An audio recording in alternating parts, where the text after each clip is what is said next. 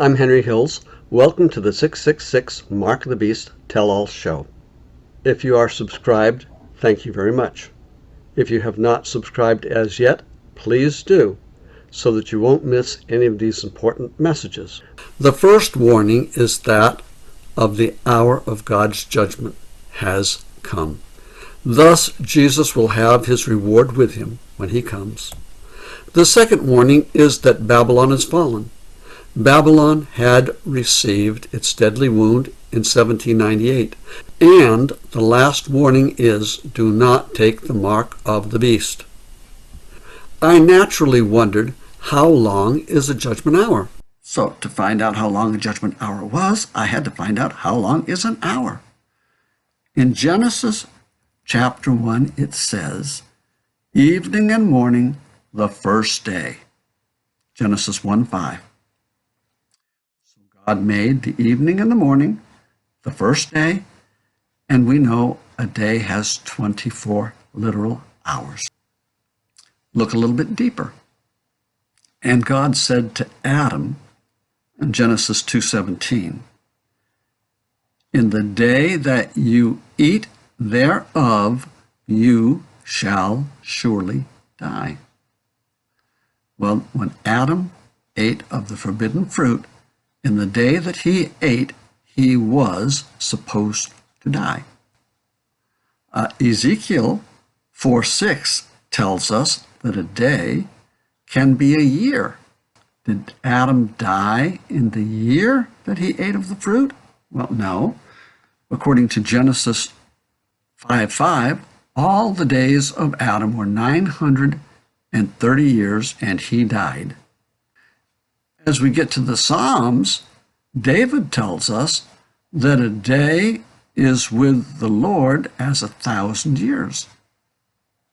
And Peter reaffirms that. He says, a day is with the Lord as 1,000 years, and 1,000 years as a day.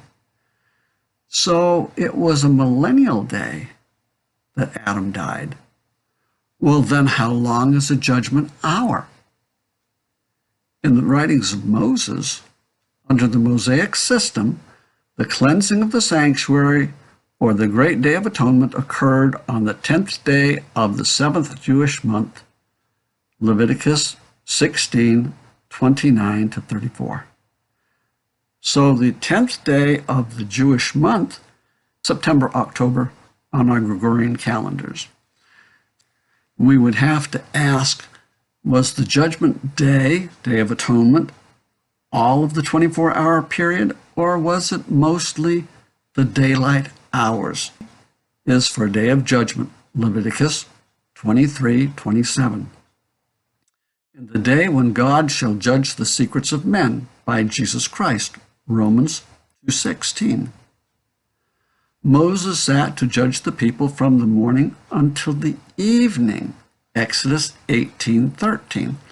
So when Moses, and he's the one that was writing about the Day of Atonement, when he judged the people, he judged them in the daylight hours. On the Day of Atonement, the high priest ministered in the sanctuary during the daylight hours, from morning till evening. All right. Well, if the judgment hours were during the daylight hours, and Jesus said, are there not 12 hours in the day, John 11:9, it tells us that a judgment hour would be 1/12 of a 1,000-year day. That would be 83 years, 4 months. That is how long a judgment hour should be. So if a judgment hour is 1/12 of 1,000 years, then the hour of judgment that came in Revelation 14:7 should last for 83 years, 4 months. How can we know if this happened or if it didn't happen? Back in the 1800s, there was a Bible student by the name of William Miller. He studied Daniel 8:14 that said, unto 2,300 days, and then shall the sanctuary be cleansed. And he knew that the decree to cleanse the sanctuary was issued in 457 BC, And he knew, Ezekiel 4:6, that a day with the Lord is as a year. And so he knew from Daniel 8:14, the 2300 days were 2300 years. So beginning at 457 BC, when the king of Persia issued his decree, he counted down. The beginning of the judgment hour was in 1843. And he preached it. He told everybody, Christ is coming in 1843. But Christ didn't come in 1843. So he went back and studied again. And he found out that, yes, the 2300 years is right. Yes, the 457 BC start date was right. But when BC went to AD, there was no year zero. None. No year zero at all. So he found out that his 2300 years really were only 2,299 when they ended in 1843. So he added the extra year to bring it to 1844. That was the year zero that was non-existent when it went from BC time to AD time. And so he preached to everybody, Christ is coming in 1844 on the Day of Atonement, which is October 22nd that year. Wonderful message, but Christ didn't come. Wait a minute. What was wrong? Well, he looked at it. He had thought that the cleansing of the sanctuary would be the cleansing of the world by fire at Christ's advent. That's what people believed in that day. And that belief had encouraged him to make the wrong event. Had the right day, but the wrong event. So he went back to the Bible. And in Hebrews, he found out that God built a sanctuary in heaven that wasn't built by hands. And that was what was to be cleansed. Jesus had also said that before he comes, he would judge the world and he would confess the saint's name before his Father and before the angels, so that when he came, he would have his reward with him. Now, Miller went back and told everybody Jesus wasn't supposed to come. He was supposed to cleanse the sanctuary in heaven. A lot of people stopped following his teachings at that time because Miller was wrong twice. Well, let's check Miller, and let's check Bible prophecy, and let's find out what the Bible really says. Fear God and give glory to him, for the hour of his judgment is come, and worship him that made heaven and earth, and the sea and the fountains of water. Revelation 14:7. The hour of his judgment came, according to Miller, on 22 October 1844. Okay? A judgment hour is to be 1/12 of 1,000 years.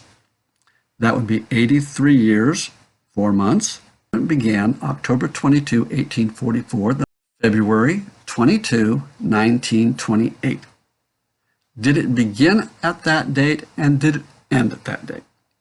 The house of God had moved to Rome, so the Roman Church was the house of God in 1844.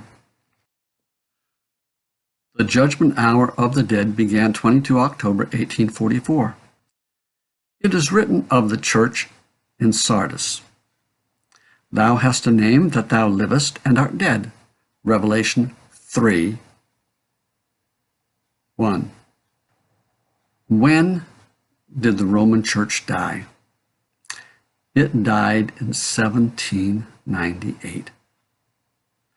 And it was dead in 1844. Was it dead for an entire hour from October 22, 1844 to February 22, 1928? Yes, it was dead for the entire hour. When did it become alive again? Well, shortly after the judgment hour of the dead ended in 1928, there was a tarrying time, according to Habakkuk 2:2. The tarrying time was the time allotted for the church to be revived. Mussolini began the restoration process in February of 1929. It ran through June of that year. So by June of 1929, the dead Roman Church was alive again. But notice, during the entire judgment hour, 22 October 1844, 83 years, 4 months, to February 22, 1928, the dead church was dead for the entire hour. Then came the tarrying time. Then, when the Roman Church was alive again, the Day of Atonement in 1929 was on the 14th of October. The 83 years, 4 months allotted to the living Roman Church that was alive in June of 1929 began on the Day of Atonement, the 14th of October, 1929, and the entire 83 years and 4 months ended on 14 February 2013. Well, now that means that something had to happen to the Roman Church in February, and it did. I saw one of his heads as it were wounded to death, and his deadly wound was healed. Of the leopard-like beast it is declared, there was given unto him a mouth speaking great things and blasphemies, and he opened his mouth in blasphemy against God, to blaspheme his name and his tabernacle, and them that dwell in heaven. And it was given unto him to make war with the saints, and to overcome them, and power was given him over all kindreds, tongues, and nations. This prophecy, which is nearly identical to the description of the little horn in Daniel 7, unquestionably points to the papacy. The leopard-like beast in Revelation 13 has 7 heads. What does the Bible say a head depicts? A king or a kingdom? Speaking to King Nebuchadnezzar, Daniel identifies a head as a ruler. God made King Nebuchadnezzar ruler over them all. Thou art this head. Daniel 2:38. King Nebuchadnezzar was the head of his kingdom. Another scripture identifying the head as a king is found in 1 Samuel. And Samuel said, When thou wast little in thine own sight, wast thou not made the head of the tribes of Israel? And the Lord anointed thee king over Israel. 1 Samuel 15:17. But the leopard-like beast in Revelation 13 has its deadly wound healed.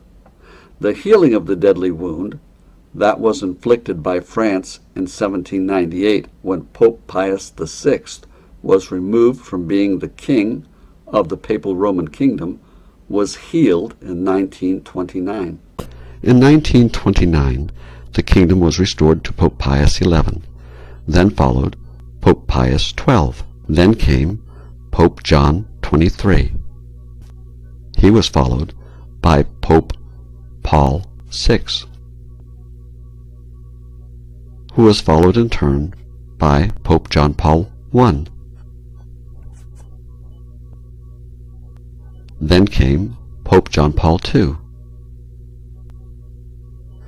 Lastly, Pope Benedict XVI. Revelation 13 says that the beast had 7 heads. The Roman Church had 7 heads during this 83-year, 4-month period. 1 pope at a time, 7 popes, 7 heads. Then, when the judgment hour of the living ended on the 14th of February, 2013, Pope Benedict resigned. Now, the Roman Church has two popes, Pope Benedict the retired and Pope Francis. Now we can be sure that the time allotted for the judgment hour of the dead and the judgment hour of the living has come and gone. We are now in the final sealing time. The only safe course is to follow the light God permits to shine, lest by neglect it shall become darkness. Review and Herald, October 6, 1885, paragraph 5. Revelation 13 and verse 11, "And I beheld another beast coming up out of the earth, and he had 2 horns like a lamb, and he spake as a dragon. And he exerciseth all the power of the first beast before him, and causeth the earth and them which dwell therein to worship the first beast, whose deadly wound was healed." What nation of the New World was in 1798 rising into power, giving promise of strength and greatness, and attracting the attention of the world? The application of the symbol admits of no question.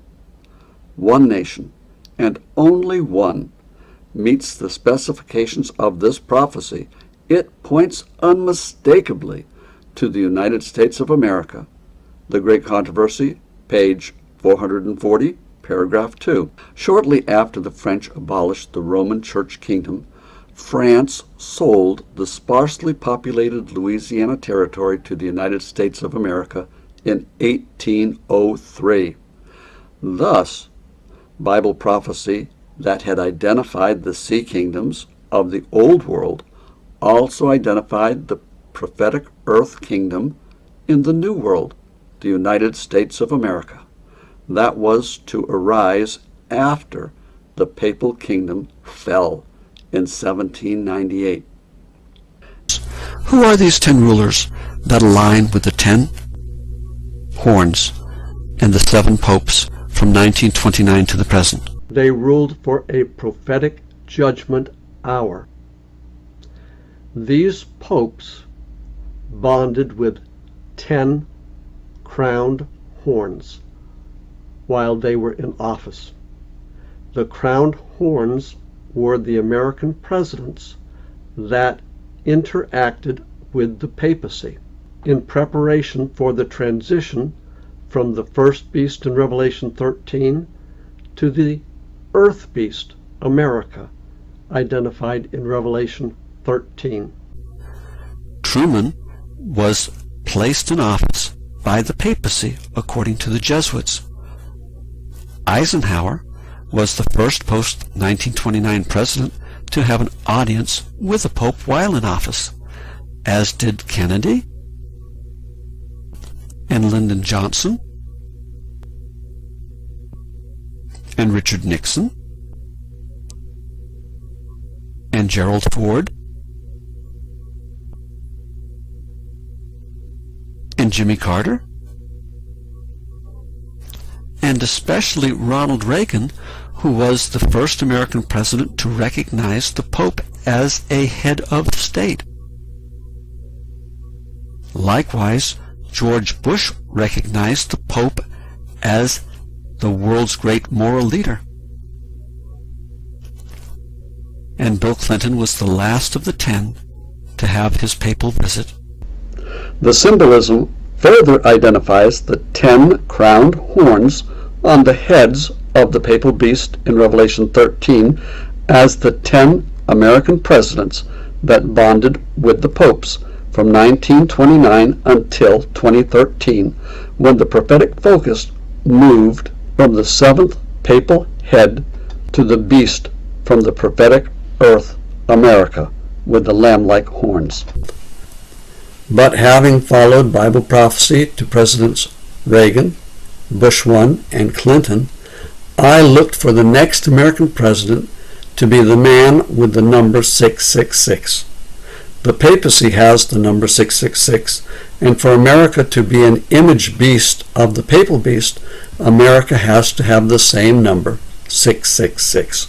The 666 number of the beast is identified by counting the value of the Roman numerals in one of the titles that the Pope has not used in modern times, Vicarius Filii Dei. How is the 666 number of the image beast made up? When the 666 number of the image beast was made up, the 666 number is counted in the letters of the name George Walker Bush. He had the number 664. Thus, God put in place the American president of his choosing, President George Walker Bush II, who now had the number 666 by virtue of his being the second President Bush. The Roman beast in Daniel 7 had two phases, pagan and papal Rome. President Bush II aligned with the pagan phase, and President Obama aligned with the papal phase. As President Bush II linked to the number 666 by the count of the letters in his name, President Obama linked to the number 666 at least in two different ways. How is the 666 number of the image beast made up? Let's look at the numbers in the letters of the names of the presidents, the rulers of the earth beast. Revelation 13's first beast, the papal beast with the 7 heads, gave way to the earth beast, America, during the reign of Pope Benedict XVI and President George Walker Bush II. In Daniel 3, the image that King Nebuchadnezzar erected for his subjects to worship had dimensions, height, width, and breadth, that can be represented as a sequence of 3 sixes. Counting the number of the letters in the name of President George Walker Bush II, the count of 666 is there. But though he was the first lamb-like horn on the American image beast in Revelation 13, he is not the one that completely fulfills the prophecy. When counting the number of the letters in the name of President Barack Hussein Obama Jr., the second lamb-like horn on the American image beast, the count of 666 is not obvious. But he does link to the number 666 in two ways. First, the day that he was elected president from Illinois, the 3-number state lottery of Illinois had the winning numbers 666. Questionably, a coincidence? Secondly, after the papacy received its deadly wound from France in 1798, France sold the Louisiana Purchase, the prophetic earth of Bible prophecy, to America in 1803 through the efforts of James Monroe. As president, James Monroe oversaw the setting up of thrones, governments in the states that were formed in the Louisiana Territory. When the number of the letters in all of the American presidents, from James Monroe to President Barack Obama, are counted, there are exactly 666 letters in their names. But though President Obama is the second horn on the American image beast, and he links to the 666 count, he is not the one that completely fulfilled Bible prophecy. Since President Obama was sequentially the second lamb-like horn, he should have fulfilled the prophecy, and he should have been the last American president. The fact that Presidents Trump and Biden have become American presidents, or symbolically horns number 3 and 4 on the beast that prophetically has 2 horns, by their prophetic fulfillment in the end times, Daniel and Revelations explain themselves. For example, the word duo means 2, but in Luke 10 verse 1, the phrase by 2, anaduo in the original language, is translated in the King James Bible as 2 and 2. even though the word duo only appears once in the original text. This unusual translation of duo as two and two fits the prophetic duo lamb-like horns in Revelation 13 to a T. The image beast, the prophetic earth beast of Revelation 13, America, has had 2 and 2 horns after the papal beast transitioned to the earth beast. Presidents Bush II, Obama, Trump, and Biden. Donald Trump, horn 3, did not link to the number 666, though his Don Juan gallivanting does link him to the end-time prophecies in Revelation 18. Babylon is fallen because of her fornication. A married man having affairs with porn film stars is fornication, period. President Biden is the last of the 4 horns, when the reading of the duo horns is 2 and 2. But we have had an election. President Biden and Vice President Kamala Harris are not in the prophecy. This matter is by the decree of the watchers, and the demand by the word of the holy ones, to the intent that the living may know that the Most High ruleth in the kingdom of men, and giveth it to whomsoever he will, and setteth up over it the basest of men. Daniel 4:17. The Bible tells us that God has a schedule. At the appointed time he shall return. We have no time to lose. Troublous times are before us. The world is stirred with the spirit of war. Soon the scenes of trouble spoken of in the prophecies will take place. The prophecy in the 11th of Daniel has nearly reached its complete fulfillment. Much of the history that has taken place in fulfillment of this prophecy will be repeated. In the 30th verse of Daniel 11 a power is spoken of that shall be grieved, and return, and have indignation against the holy covenant, so shall he do, he shall even return, and have intelligence with them that forsake the holy covenant. President Trump has been grieved, and now he's returned. And have indignation against the holy covenant, so shall he do, he shall even return, and have intelligence with them that forsake the holy covenant. The 3 angels have warned. 1. God's judgment hour has begun. 2. Babylon is fallen. 3. Do not take the 666 mark of the beast. Fornicating, Babylon the Great is fallen, is fallen. Come out of her, my people. Revelation 18, 2-4. In a historic move, Pope Francis is supporting civil unions for same-sex couples. First, beyond our borders tonight, Pope Francis endorses same-sex civil unions for the first time as the head of the Roman Catholic Church. Her sins have reached unto heaven. Reward her even as she rewarded you.